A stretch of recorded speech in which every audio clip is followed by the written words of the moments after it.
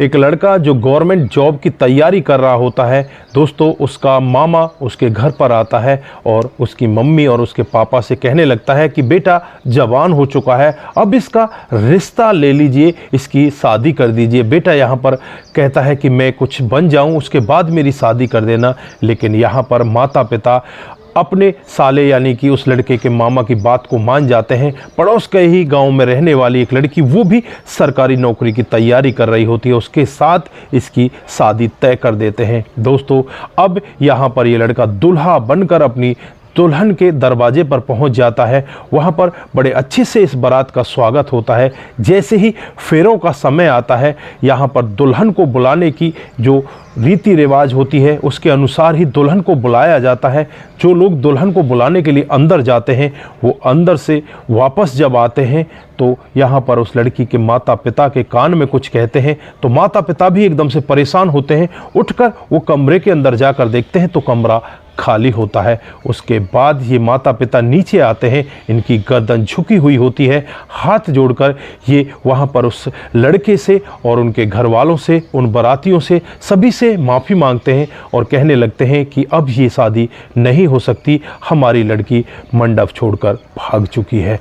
दोस्तों जो यहाँ पर लड़का होता है, उसके घर वाले होते हैं, लड़का का मामा होता है, सभी के पैरों तले ज़मीन खिसक जाती है कि ये हुआ तो हुआ क्या। ये सभी लोग वहाँ से निराश वापस अपने घर लौट जाते हैं। लेकिन कुछ दिनों के बाद ये लड़का उस लड़की से बदला लेने के लिए एक डीएम बन जाता है, ड्यूटी मजिस्ट्रेट बन जाता है। और उसके बाद जो इनके जीवन में होता है कभी किसी ने सोचा भी नहीं था। दोस्तों अगर आप लोग भी पूरी कहानी को डिटेल से जानना चाहते हैं तो वीडियो को जरा सा भी स्किप ना करें, लास्ट तक वीडियो को जरूर देखिएगा। दोस्तों आगे बढ़ने से पहले हमारी वही रिक्वेस्ट कि जो हमारे चैनल के साथ नए हैं कृपया करके चैनल को फॉलो कर लें, बेल आइकन को जरूर प्रेस करें। नमस्कार, जय हिंद। आप देख रहे हैं APH न्यूज़ राहुल रावत के साथ। दोस्तों आज जो मैं घटना बताने जा रहा हूं, एक लड़का जिसका नाम राजेंद्र होता है, जो बहुत ही अच्छे से पढ़ाई कर रहा होता है और वो यहाँ पर इतनी मेहनत कर रहा था कि वो सरकारी नौकरी लग जाएगा।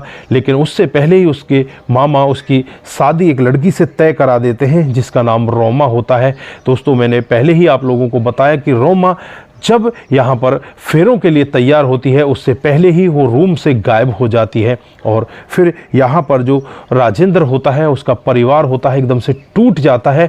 वो लोग सोचने लगते हैं कि यार हमारी तो बहुत बड़ी बेइज्जती हुई है। अब राजेंद्र अपने मन ही मन सोचने लगता है कि तेरे अंदर ही कोई कमी है जिस वजह से ये लड़की यहाँ से भाग गई। फिर राजेंद्र अपने घर आकर एक ऐसा निश्चय करता है कि वो इतनी ज़्यादा पढ़ाई करता है और पढ़ाई करते करते वो एक दिन डीएम बन जाता है, यानी डिस्ट्रिक्ट मजिस्ट्रेट बन जाता है। दोस्तों इधर जो लड़की होती है वो यहाँ से क्यों भागी थी, मामा उसके बारे में जांच पड़ताल लगाता है तो पता चलता है कि जिस दिन इस लड़की की शादी थी फेरों से मात्र 15 मिनट पहले इसके पास एक ऑफ़र आता है कि ये लड़की सरकारी जॉब में लग चुकी है। ऑफ़र लेटर इसके पास आता है। दोस्तों जब ये उस ऑफ़र लेटर को देखती है तो ये सोचने लग जाती है कि ये सामने जो लड़का है ये तो अभी कुछ बना ही नहीं, तो ऐसे ही है और तू सरकारी नौकरी लग चुकी है, तू इसके साथ अपने जीवन को क्यों खराब करे। इसलिए वो लड़की मंडप को छोड़कर यहाँ से भाग जाती है।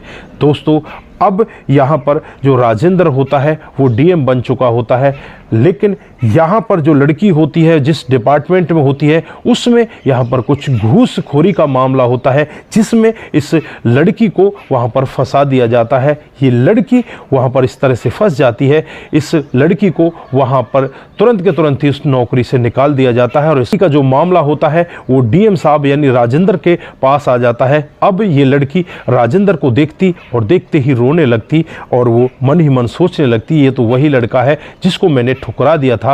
अब मैं इसके पास किस मुंह से जाऊं, किस तरह से मैं इससे कहूं कि मैं बेकसूर हूं।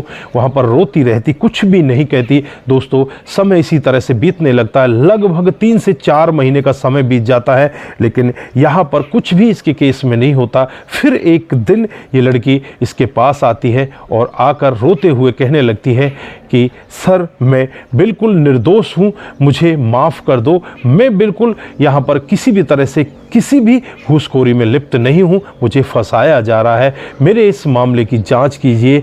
दोस्तों यहाँ पर वो लड़की इस राजेंद्र के पैरों में गिरकर रोने लगती है और कहने लगती है कि मैंने जो आपके साथ किया वो मेरी बहुत बड़ी भूल थी, मुझे माफ़ कर दो, लेकिन मेरे साथ जो आज हो रहा है वो बहुत बड़ा अन्याय है। अगर आप इस अन्याय को इसी तरह से देखते रहे तो उन लोगों के मंसूबे और बढ़ जाएंगे, वो लोग यहाँ पर सरकारी डिपार्टमेंट का सारा पैसा लूट लेंगे।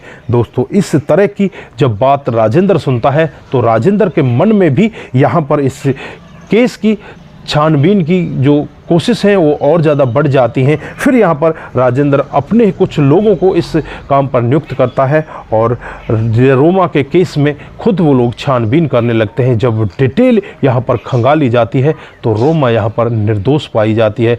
दोस्तों यहाँ पर जब रोमा निर्दोष पाई जाती है तो तुरंत ही रोमा को बहाल कर दिया जाता है, उसकी नौकरी उसे दोबारा दे दी जाती है और जो लोग इसमें लिप्त होते हैं उन सभी लोगों के खिलाफ मामला दर्ज किया जाता है, उन लोगों को जेल के अंदर बंद करा दिया जाता है। इधर जो रोमा होती है वो अपने किए पर पछतावा कर रही होती है, अपने माता पिता से भी कहती है। और फिर एक दिन का वाकया होता है, रोमा के जो माता पिता होते हैं राजेंद्र के माता पिता के पास उनके घर पहुंच जाते हैं। इधर जो राजेंद्र का मामा होता है उसे भी बुला लिया जाता है। अब रोमा यहाँ पर बहुत ही तेजी के साथ रोने लगती है और कहने लगती है कि मुझे माफ़ कर दो, मुझसे बहुत बड़ी गलती हो गई। इधर रोमा के माता पिता जो निर्दोष होते हैं वो भी यहाँ पर इन परिवार वालों से माफ़ी मांगने लगते हैं, कहने लगते हैं कि हमारी बेटी को माफ़ कर दो, हमारी बेटी से बहुत बड़ी भूल हुई है, बहुत बड़ी गलती हुई है।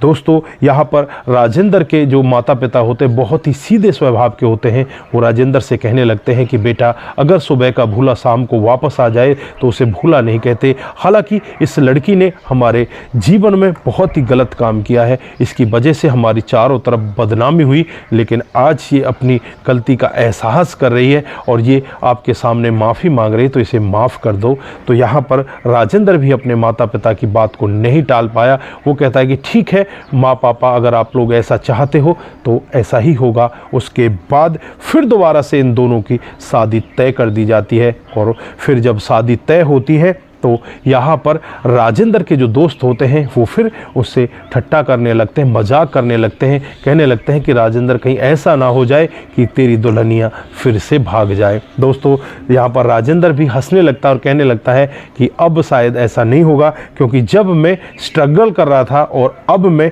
खुद डीएम हूँ, अब तो वो लड़की भाग ही नहीं सकती। दोस्तों यहाँ पर फिर इन दोनों की बड़ी ही धूमधाम से शादी हो जाती है और शादी के बाद ये अपने परिवार में बड़े आराम से रहने लगते हैं। तो दोस्तों ये थी एक छोटी सी कहानी। आप लोगों को कैसी लगी? इस कहानी से आप लोगों को सीख कर भी जाना चाहिए कि जो आपके भाग्य में है वही आपको मिलेगा, बस आपको निरंतर मेहनत करने की ज़रूरत है। तो दोस्तों आपकी जो भी राय है एक बार ज़रूर यहाँ पर देकर जाएं। नमस्कार, जय हिंद, जय भारत।